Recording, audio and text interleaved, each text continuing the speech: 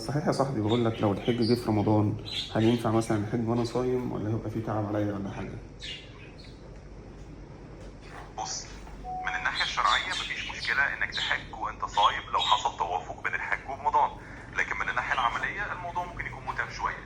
الحج لوحده فيه مجهود بدني كتير، فلو أنت صايم ده هيزود عليك الإرهاق، فالشرع دايما بيقول لك خد بالأيسر، ولو حسيت إن الصيام هيكون صعب مع مناسك الحج تقدر تفطر وتقضي الأيام دي بعدين.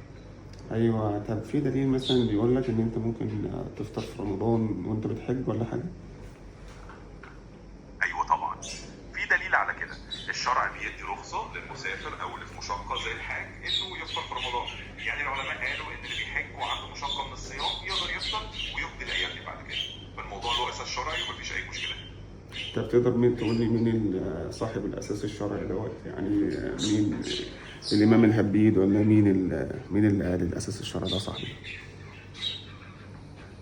طبعا أقدر أوضح لك. الأساس الشرعي ده معروف من كلام الفقهاء والأئمة زي الأئمة الأربعة، الإمام أبو حنيفة والإمام مالك والإمام الشافعي والإمام أحمد بن حنبل. كلهم اتفقوا إن المسافر أو اللي في مشقة زي الحاج ليه رخصة إنه يفطر في رمضان ويقضي بعد كده.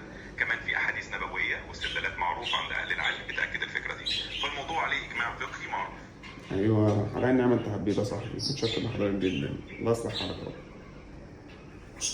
العفو يا أحمد، أنا تحت أمرك دايما. ربنا يوفقك ويسهل لك كل أمورك، وأي حاجة تحتاجها أنا موجود. خليني اقول لك حاجه مهمه. شات جي بي تي اداه قويه، بس ما ينفعش نعتمد عليه اعتماد كلي في كل حاجه في حياتنا، خصوصا في الامور الدينيه. لا فتوى ولا حكم شرعي يتاخد من برنامج.